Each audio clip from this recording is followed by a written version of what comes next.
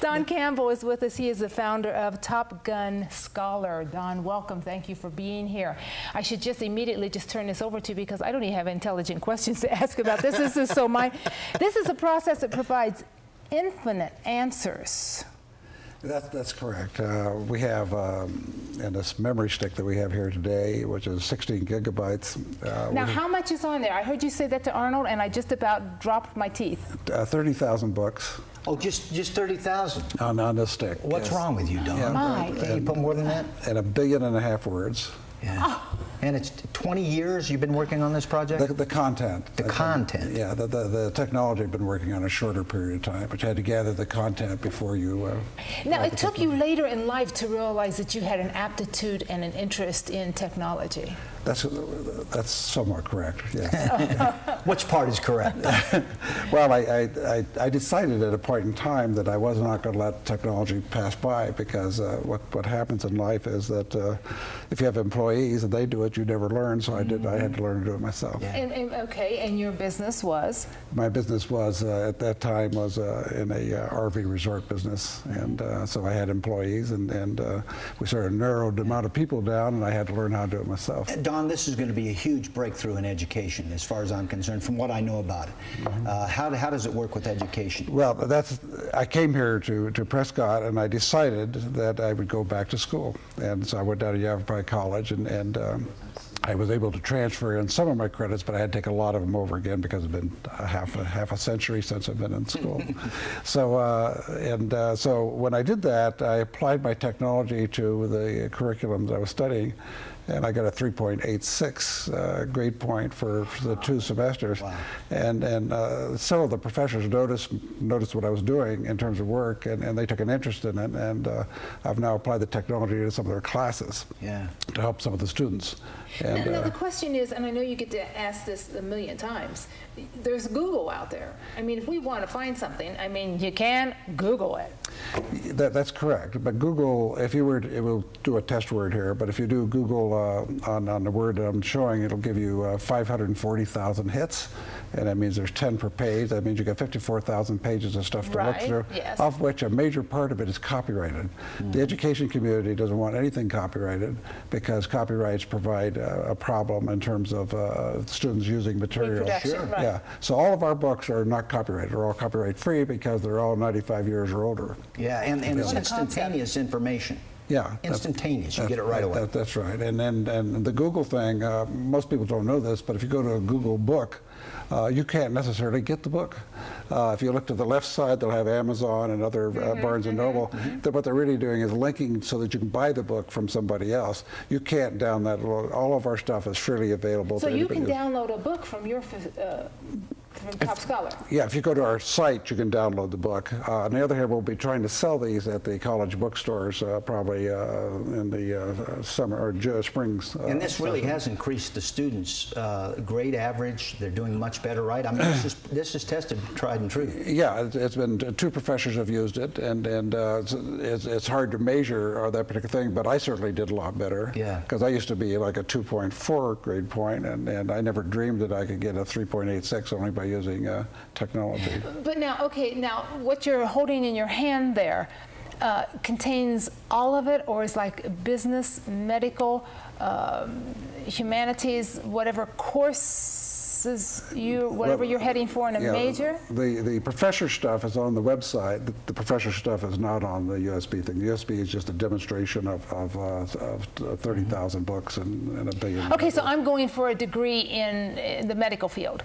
Now, would that would be fine for me, as well as someone who's going for a degree in business? You'd go to your professor, let's say Professor Smith, and Professor Smith would have his notes, and we would index his notes, which would be notes and PowerPoint, and we would index every word of it, and you'd be able to access it. Currently, they would go to what they call the Blackboard, and the Blackboard is a pretty clunky system in terms of getting information from it. It's not fast. Anybody that's used it will acknowledge that. Yeah. But is there information on there? Excuse me. What I'm trying to get, I guess, and I'm not being articulate with this, is there information on there for every across-the-board degree, whatever you're looking for? It'd be up to the professor. if the professor allowed us to index it, then we would have it. Okay. So it's available. Okay. But this easy to navigate. We're going to find out how easy it is to navigate, right? That's correct. Yeah. So we're Yeah. going to test that. Easy for you to say with a 3.8 grade average. Yeah. Well, but I wasn't a 3.8 person until I applied the technology. And so you really applied it for yourself. Yeah, that's what I did. That was the first thing I did. Is I looked at what they had, and I said, "There's an easier way to do that." And it goes back to what I say about. If 50 years ago I took Western civilization and I take humanities today, it's the same information. Right. Has anything changed back in 1200, 1100, 700, 500 BC? No. Nothing's changed. Yeah. But what's happened is every year the textbook guys have added more stuff. So therefore for the professor and the student, they have more and more stuff to drill down through. Yes. And what I'm doing is making it possible to drill down through it Yeah. instantaneously. And we're going to find out all about Fabulous. that when we come back. Don Campbell's going to stay technology. I'll do that for you. We have a dialogue window up here, and we're going to type a word in here, and then you have to watch it because it's pretty fast. Okay, so Okay. here we go. Oh, okay. So you're warning us. Yeah, so Okay. You're typing in your word.